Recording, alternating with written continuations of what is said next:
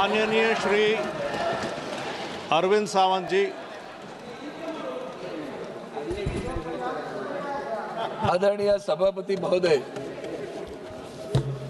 आज ऑपरेशन सिंदूर पर इस विषय पर जो पराक्रम साहस हमारी सेना ने दिखाया उस पर चर्चा शुरू है।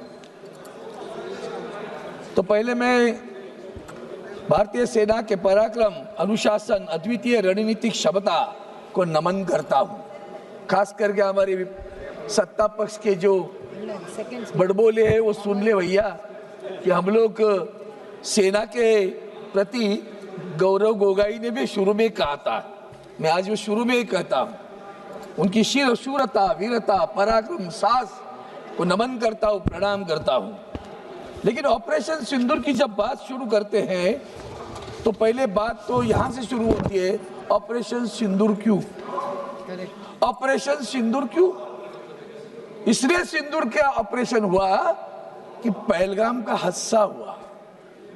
सभापति महोदय, मैं कुछ कार्यकाल के लिए मंत्री था और जब मैं कश्मीर में गया था इलेक्ट्रिक बसेस का लॉन्चिंग करने, तो चप्पे पे पुलिस खड़ी रहती थी, जवान खड़े थे, एक फरलांग भी नहीं, 50-50 गज पे एक जवान खड़े थे, सशस्त्र जवान खड़े थे।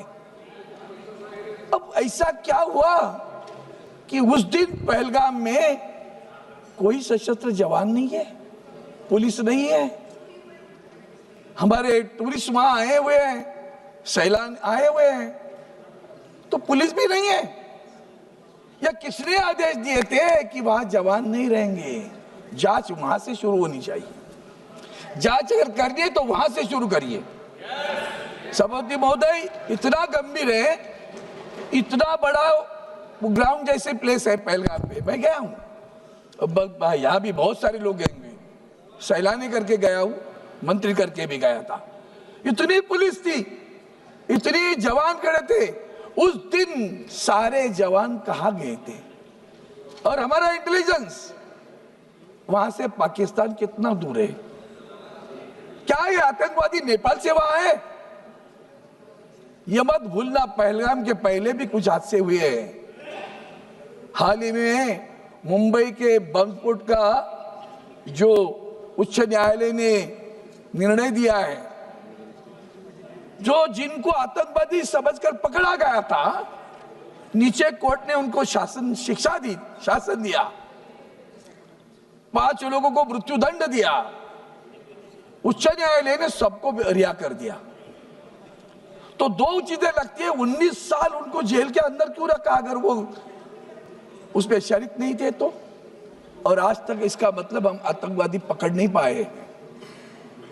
सभापति महोदय, उस वक्त कश्मीर के गवर्नर थे सत्यपाल मलिक, और सत्यपाल मलिक जी ने उस वक्त, आज भी वो याद दिलाते हैं, उसके पहले पुलवामा की घटना हुई। सभापति महोदय, ये जो बात कर रहे हैं ना, जवानों के बारे में तुम्हारे मन में इतना बड़ा आदर है, शौर्य वीरता के लिए तुम प्रणाम करते हो, उस जवानों के लिए, उस सीआरपीएफ के लिए सत्यपाल मलिक जी गवर्नर साहब बार बार सरकार को कह रहे थे कुछ गड़बड़ है, इन जवानों के लिए हवाई जहाज दे दो। आपने हवाई जहाज नहीं दिया सर, हवाई जहाज नहीं दिया।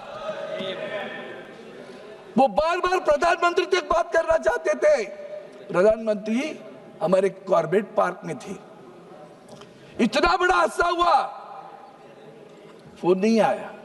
वहां से दिल्ली आए, किसी और कार्यक्रम में गए, आप लोग घड़ियाली आंसू कौन बहता है? हमें कहते हो, हमें पूछते हो? याद करो पुलवामा के वक्त सत्यपाल मलिक जी जो तुम्हारे पार्टी के थे, जो गवर्नर थे, उनका बयान याद करो। आज भी वो कहते हैं, बार बार कहने पे भी आपने जवानों को रास्ते से भेजा। जैश ए मोहम्मद हमला किया, 40 जवान शहीद हुए, आज तक जांच नहीं हुई है, आज तक नहीं पकड़े गए। सिंदूर नाम देते हो, भावनात्मक खेलते हो लोगों से। सिंदूर किसका छीना गया? हमारी बहनों का सिंदूर छीना गया ना। तो जिन्होंने छीना वो आतंकवादी आज तक पकड़ नहीं पाए आप। आतंकवादियों के टारगेट करके हमने हमले किए, हाँ किए। हमने जनता पर हमला नहीं किया, नहीं किया, सराहना करते हम। और इसके बावजूद भी जब आतंकवादियों को पकड़ा नहीं जाता, आपके दिल में कुछ नहीं आता, ढोल बजाते हो। वहां से अमेरिका से आए, पंचायत राज गए, बिहार में जाके राजनीतिक भाषण किया, वो भी अंग्रेजी में, दुनिया को समझाना था भैया। वो भी तो आता है आजकल, टेलीप्रॉम्प्टर से आता है, तुम्हें पता नहीं होगा। अंग्रेजी में भाषण किया, बिहार में गए, पहलगाम नहीं गए ना। अरे आज तक मणिपुर में नहीं गए हो आप। आपकी संवेदना देखनी है ना, तो मणिपुर में भी आज तक आप गए नहीं हो sir. Don't you feel hurt? दुख नहीं होता, दर्द नहीं होता, शर्म नहीं आती, बुरा नहीं लगता? फिर हम आपका भी ढोल बजाते बैठेंगे क्या? हम ढोल हमारा सेना का बजाएंगे, आपका नहीं बजाएंगे, इतना ध्यान में रखना। ढोल हम सेना का बजाएंगे। आपकी क्या उसमें शूरता वीरता थी?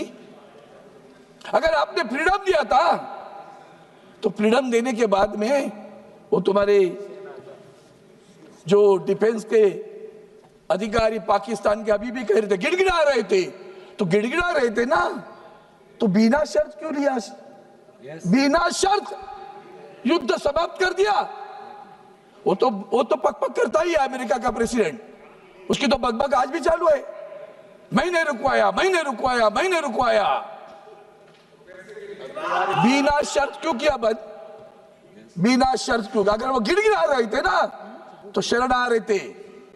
अगर वो शरणार्थी थे तो शर्तें लगानी चाहिए थी। क्या शर्तें लगाई आपने? उसके बाद में भी युद्ध चलता रहा, हमारे जम्मू पर हमले होते रहे, नागरिकों के बस्ती पर हमले होते रहे, हम देखते बैठे क्या? सभापति महोदय, हमारी सबसे बुरी बात यह है, सार्क, ये नेपाल, इर्द गिर्द हमारे जो राष्ट्र हैं, एक राष्ट्र हमारे साथ नहीं बात करता। हम तो विश्वगुरु हैं, हम तो विश्वगुरु हैं, पूरे दुनिया में घूमते हैं, 200 राष्ट्रों में गए, पाकिस्तान के आतंकवाद के बारे में बात करते हैं। आतंकवाद के लिए हम कॉम्प्रोमाइज नहीं करेंगे, नहीं करना चाहिए, सराहना करता हूं, प्रधानमंत्री को धन्यवाद भी देता हूं। लेकिन माननीय प्रधानमंत्री जी, आपके साथ पूरे विश्व में एक राष्ट्र भी नहीं खड़ा रहा। ये देश के लिए हम टिक्का टिप्पणी के लिए नहीं खड़े हैं यहाँ। एक राष्ट्र आपके साथ खड़ा रहता है, वो इस्राएल खड़ा रहा, नेतन्याहू। और हम ईरान के खिलाफ खड़े रहे, जो ईरान आपको तेल देता है और कहता है पैसे बाद में दे दो, चलेगा लेकिन तेल ले लो। उस ईरान के साथ का रिश्ता भी बिगड़ गया। ये हमारी परराष्ट्र नीति है। सभापति महोदय, ये सिर्फ पहलगाम की बात नहीं, कारगिल में भी हमने ऑपरेशन विजय किया था। उसके बाद भी गलवान बिलवान होता रहा, डोकलाम होता रहा। सीमा पर घुसना, घुसपैठ चालू है, चीन घुस रहा है। किसने किसने इस युद्ध में पाकिस्तान को मदद की? चाइना तो कर ही रहा था, तुर्की मदद कर रहा था, ड्रोन दे रहा था, तीनों राष्ट्र एक साथ मिलकर कर रहे थे। हमें अंतर्मुख होकर आत्मपरीक्षण करने की आवश्यकता है कि एक भी राष्ट्र हमारे साथ क्यों नहीं खड़ा रहता। क्या हमने बुरा किया है? क्या हम गलत है? इंटरनेशनल मॉनिटरी फंड युद्ध के समय, यह नहीं कि इन्होंने नहीं किया, ये बोल रहे थे, मैं उनकी सलाह करते, मांग रहे थे, ये बार बार कह रहे थे कि पाकिस्तान को पैसा नहीं देना, मदद न करना, क्योंकि वो पैसा आतंकवाद के लिए इस्तेमाल होगा। इतना कहने पे भी युद्ध के समय ही इंटरनेशनल मॉनिटरी फंड पैसा देता है पाकिस्तान को। कमाल होगी। तो इसका मतलब हिंदुस्तान की क्या स्थिति है विश्व में? यूएन में तुम्हारी क्या स्थिति है? सिक्योरिटी काउंसिल में क्या स्थिति है? पाकिस्तान के खिलाफ कोई नहीं बोलता। हमीद अंसारी को बुला लिया ट्रंप ने। कनाडा में भी आपको नहीं बुलाया था, ये मत भूलना। G7 में भी आपको नहीं बुलाया, बाद में मेहमान करके बुलाया। और वहां मेहमान करके जाने के बाद जब ट्रंप वहां हमारे प्रधानमंत्री को फोन पे बोलते इधर आ जाओ, किसके लिए? अंसारी के पास मिलने के लिए। नहीं गए प्रधानमंत्री, मैं मानता हूं उनको, नहीं गए, अच्छी बात की। जो अच्छा है उसको अच्छा बोलूंगा। प्रधानमंत्री नहीं गए। फोन किया था ना, प्रधानमंत्री जी को फोन किया था ना, कनाडा आए हूं तो इधर आ जाओ। ये आया है हीरो पाकिस्तान का हमारे मिलने के लिए। अरे वाह, अरे वाह। ये ट्रंप की जो आदतें दिख रही है ना, पूरा विश्व भी दिख रहा है। इसे मत समझो हम आपको टिक्का, हम आपके साथ हैं। पूरा राष्ट्र हमारा आपके साथ खड़ा रहा। आदरणीय उद्धव जी ठाकरे साहब, शिवसेना के पक्ष प्रमुख, उन्होंने हमें आदेश दिए, ये वक्त बुरा है, ये राजनीति खेलने का वक्त नहीं है। हम प्रधानमंत्री के साथ डट के खड़े रहेंगे। पूरा विपक्ष डट के साथ खड़ा रहा। आपने सभी के एक दल बना लिए, 7 राष्ट्रों में टीम भेज दी आपने, अन्य बहुत सारे राष्ट्रों में टीम भेज दी। क्या हुआ? उस राष्ट्रों में क्या सम्मान हुआ? एक भी ज्वाइंट कोई प्रेस कॉन्फ्रेंस हुई कि जाकर दोनों इस राष्ट्र में आए हैं हम, और इस राष्ट्र के कोई फॉरेन अफेयर्स मिनिस्टर बैठे और जाके प्रेस कॉन्फ्रेंस ले रहे, कह रहे हैं हम इनके साथ में आतंकवाद के खिलाफ है? कोई नहीं आया सर, सब विफल है, कोई नहीं गया हुआ। यह दुख है हमारा, दर्द है हमारा। हम आपके साथ हैं, राष्ट्र की बात करते हो, हम साथ में रहेंगे, आज है कल भी रहेंगे, ये मत भूलना। इसलिए मैं 2-3 चीजें याद दिलाना चाहता हूं। कारगिल का युद्ध भी जैसे भूल नहीं सकते ना, वैसे और भी कितने लोग हैं वो भी भूलना चाहिए। वो अमेरिका के राष्ट्राध्यक्ष बार बार बोलते हैं, ये कहते हैं अभी बार बार बोलते हैं, हाँ बोलते हैं ना वो। हमने कब कहा कि हमने आपका सुनकर युद्ध नहीं रोका है? पाकिस्तान हमारे सामने गिड़गिड़ा रहा था, तब जाकर हमने युद्ध रोका है। ऐसा एक भी बयान मुझे किसी का बताओ sir, I will be happy to read that बयान। ट्रंप के नाम से बयान देने की आवश्यकता है। Sir you spoke very late sir, तभी तो कुछ नहीं हुआ। हमारे सीडीएस क्या बोलते, चीफ ऑफ डिफेंस स्टाफ, आत्मनिर्भर होने की आवश्यकता है। एक शब्द में सब कुछ आ गया। ये तो डायलॉग है हमारा, आत्मनिर्भर होने की आवश्यकता है। इसका मतलब आज भी हमारे साथ जो कुछ है वो परिपूर्ण नहीं है। ये आत्म परीक्षण की बात है, आलोचना की बात नहीं है, टीका टिप्पणी की बात नहीं है। राष्ट्र करके हम सब एक है। राष्ट्र की एकता, अखंडता, संप्रभुता, सुरक्षितता सबसे अहम है, महत्वपूर्ण है।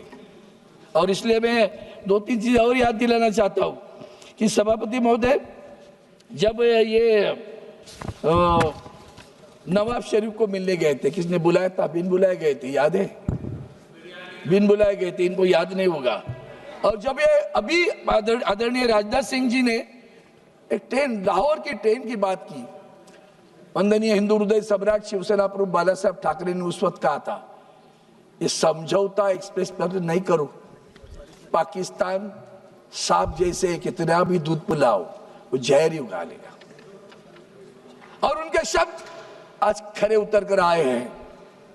कितना भी करो, जब आपके पास पहलगाम का हमला होने के बाद उन्होंने क्या कहा, यह तुम्हारा अंदरूनी मामला है, हमारा कोई संबंध नहीं इससे।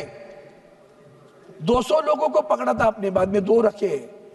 उन्होंने सबको खाना पीना खिलाया, उसके लिए भी अच्छा कहो कि भाई वक्त पे जो लोग दौड़ कर आए वो हिंदुस्तान की भूमियों के लिए आए। जो हमारी बहनों की सिंदूर पूछने के बाद में जो लोग दौड़ कर आए वो भी तो हमारे हैं ना।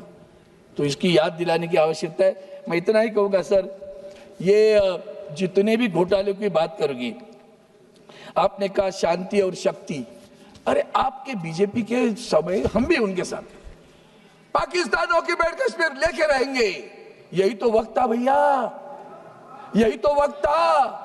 पाकिस्तान ऑक्यूपाइड कश्मीर लेने का? किसने मना किया आपको? हम युद्ध नहीं चाहते, बुद्ध। अरे वाह, युद्ध नहीं चाहते, बुद्ध। ये कभी सीख लिया भैया? कल तक तो कहते थे हम पाकिस्तान ऑक्यूपाइड कश्मीर लेंगे, अब तो वक्त आया था। किसने मना किया आपको पाकिस्तान ऑक्यूपाइड कश्मीर लेने के लिए? 21 से 9 अड्डे पे हमला करके ये मत सोचो कि आपने बहुत बड़ा कुछ हासिल किया है। शूरता वीरता, उनको फ्रीडम दे दो। आपने कहा हमने दिया है, तो रोका क्यों? तो रोकने के लिए आपके बीच में पड़े। सीडीएस को कहना था हम रोकेंगे कि नहीं रोकेंगे, उनको जाने दो ना था आगे।